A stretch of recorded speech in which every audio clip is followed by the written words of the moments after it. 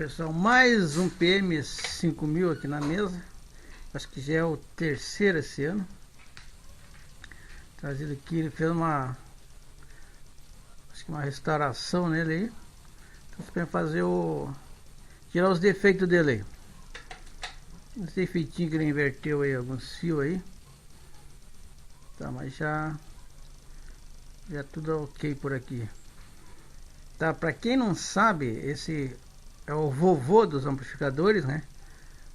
Aqui no Brasil.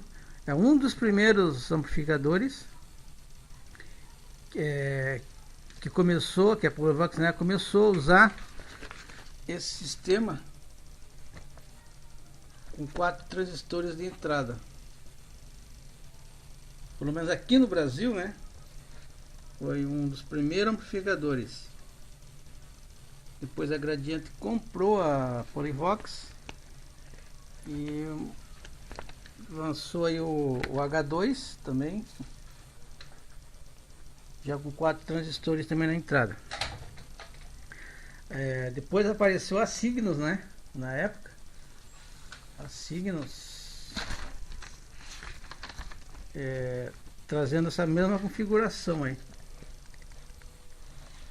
Essa mesma configuração. Então, até hoje, pessoal, até hoje, graças ao vovô aqui, quase todos os amplificadores nesse estilo aí, com 4 transistores de entrada. Tá? Quase todos aí são, tá? Até a linha aí da TIP 5000, que é tipo classe CH, né? Também usa 4 transistores de entrada. Tá? A maioria de 10 amplificadores que se consertam na semana, 9 é essa configuração aí. Bom, se é melhor eu não sei. Eu sei que todas as fábricas aí adotaram esse sistema com 4 transistores, né? Acho que segundo eles acharam que foi um sistema aí de mais agrado, né? Ganhos, sei lá, eu sei que todos adotaram aí o mesmo sistema aí. Alguma coisa de bom eles viram aí, né? A maioria antigamente trazia aquela configuração antiga do Quasar, né? Só com 2 transistorzinhos. Depois veio inovando aí com o PM5000, né? E até hoje aí a maioria são com 4 transistores na entrada.